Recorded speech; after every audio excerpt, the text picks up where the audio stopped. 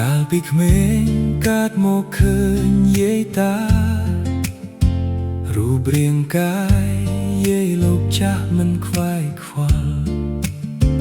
ជាកូនក្មេងតែងលេងប្រៀបមិនដឹងខ្យល់ហូបឆ្អែតដេកឆ្អល់ព្រោះជាវ័យកុមារផ្ទះខ្ទមរងទ្រង់មកនៅក្រោយផ្ទះដីវាលស្រឡះគ្មានរបងវិឡា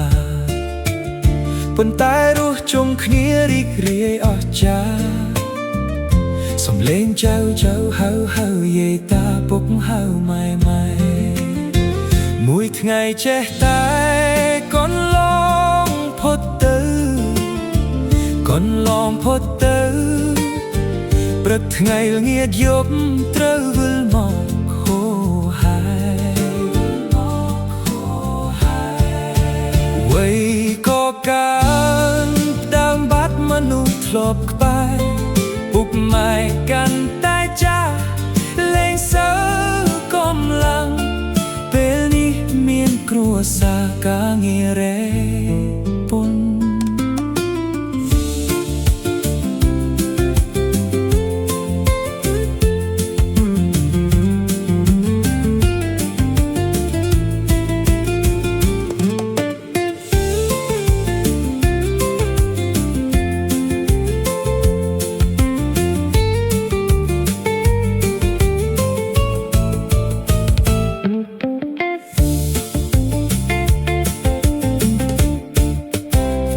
ពេលនេះមានគ្រួសារការងាររែកពុន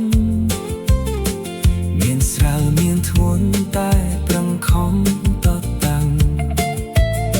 គ្មានអ្វីពិបាកខុតខាំងពេលវេលាចង់ឲ្យជុំគ្នាជារៀងរហូ